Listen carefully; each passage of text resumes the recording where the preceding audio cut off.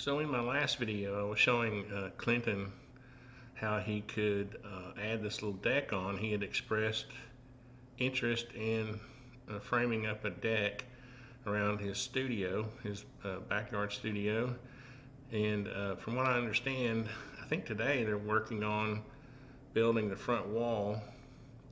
Let's see if I can bring up a,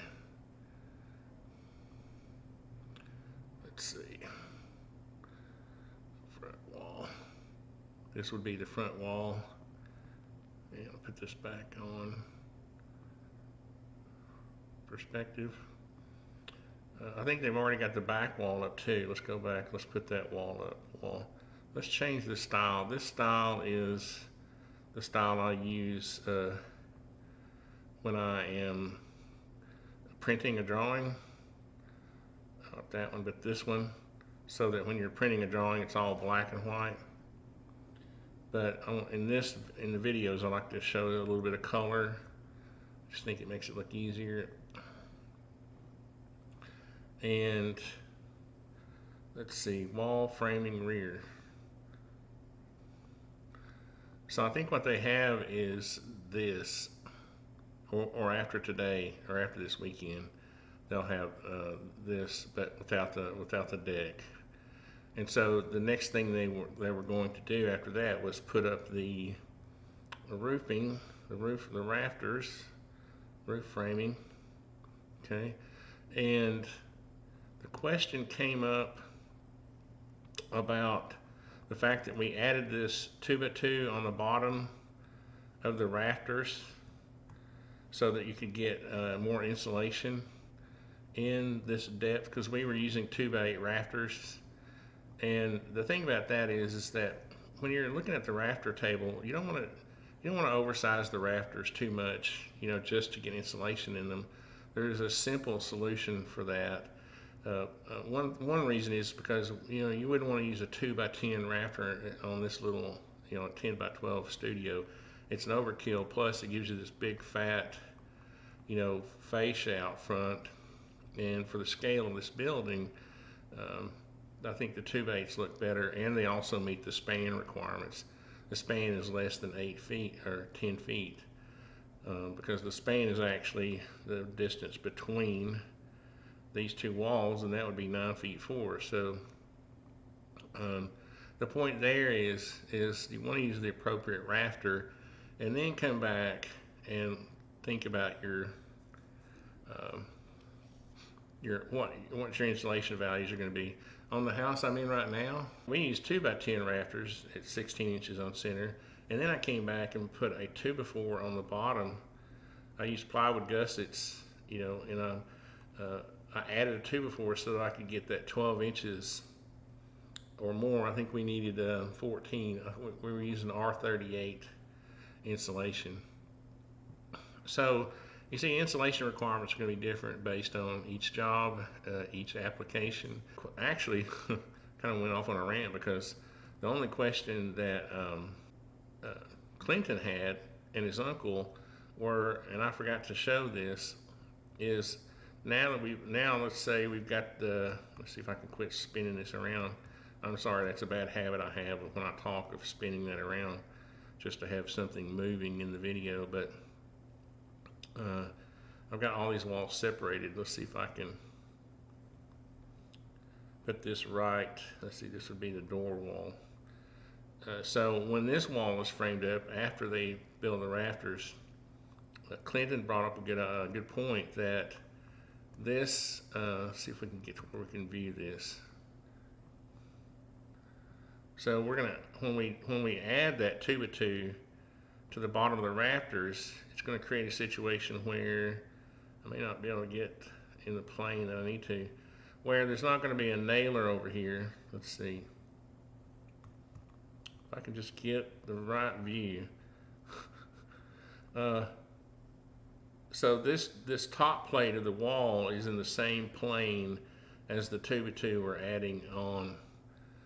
So that means that when the drywall is put on here, that would be the red axis. I'm going to lock that, and it comes over. See, that's on the same plane as the bottom of that plate. So there wouldn't be anything to nail to. Now, what Clinton's uncle, who is helping him, suggested, and it may be a good idea, is just to make this plate a 2x6. So that would come over 2 more inches. And then, well, I should have copied that plate first, because what I want to do is I want to copy that down for a second before I do that. Yeah. And so the first plate you would put up would be the 2x6, and it's going to hang out 2 inches. So now your drywall is going to have a nailer on the ceiling, right? Because now the wall is over here. I don't know, I guess you can see that. I keep turning on my materials. So, you know, we can get up here between, yeah, you can see, okay? Now what you want is, you still want a nailer for the top of your drywall on the wall though, really, because once you put your drywall up on the wall, you really kind of lose track of where all the nailers are sometimes. So really what you'd want to do is put that 2x6 up, and then almost as if you were building a regular wall where you had a double top plate, you would go ahead and put this other plate up against. Let's see if I can get it to where it's touching here, and then we'll look and see. Oops. There. What the effects of this might be. Actually, it's going to work out fine. And forgive me if I don't go and, well, let's see, how much trouble would it be? Maybe when I get, oops. Where's the top of that stud? That's weird. There it is. You know, I can go and fix all these studs to where now they'll be, is that a, is this a component? Yeah, I don't want that, I don't want to edit that one. So, that's probably the way to do it, is before you would end up having typically on these walls where it's stick built and it's up against the roof like that, you wouldn't have a double top plate. You would just, it would be the way I had it. And let's go back over here on the end. This would be the wall framing, right? There we go. So it would be like this, you know, just as that one started out. You would just take this 2x4, you'd push it up against the rafter and hold it flush with the house line rafter, just like that. You'd nail it into the bottom of it, and it would hang over in here like that. And then typically, like if it was a 2-story house and these were just like floor joist or ceiling joist, you would just come back and put a piece of deadwood on top of it. I'll show you how we would do that. I'll just copy this.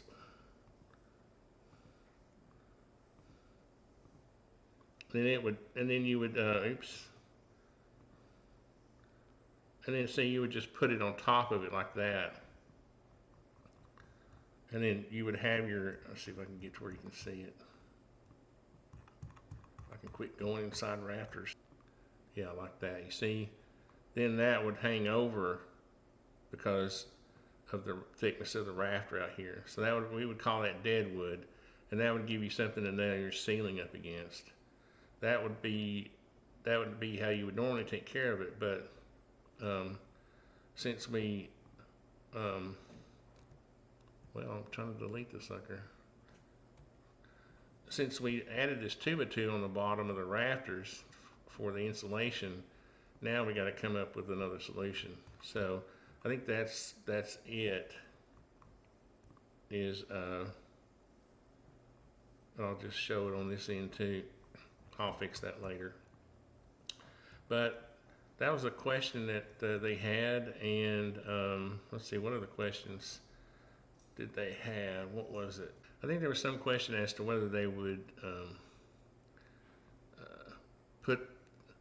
put these walls up next, or whether they would just go ahead and after they got the rafters up, deck it. This is the sequence I would do it in. I would go ahead, after I got my rafters up, I'd get my decking on. I would put my felt on, my synthetic felt or whatever I was going to use. And then I would come back and frame these two walls, right and door. And then I would have all my walls framed up. And then what I would do is I would put my wall sheeting on, just like that. Okay, then I would put my Tyvek on. And that's, I'm going to have to turn the wall decking on just to,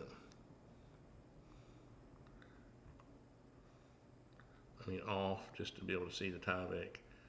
And then at that point, what I would do is my soffits. Do I do that other soffit? Yep, soffit under here, which has the vent and everything. And I've done videos on this, but I think what they were curious about was sequencing. And I think I've talked about that in previous videos too, but they're all so long, it's kind of dreadful to have to go back and watch them all over again. But then your fascia, after you get your soffit up, and that's the reason I mentioned this, is because you really want to have your fascia boards on before you do your metal roofing. I would definitely do the roofing before I started doing any siding, in windows. So, because you want your building to be pretty much dried in before you start hanging windows and doors, because you want this overhang to be protecting them. And then you have your windows and doors, and then your siding. So that's kind of a quick little video. It's not that quick, I guess, but a little video on that Deadwood issue and the sequencing issue. And these are the kinds of little projects I help people with. Clinton's been a great customer. He's become like a friend. It's kind of fun to talk to him on the phone about his project. So if you need any help like this guy's with your project, just give me an email at tony@atdrafting.com, or you can go and check out the website here. It talks about the services I provide. These are some of the projects I've designed and built, that photograph there. And I appreciate you watching.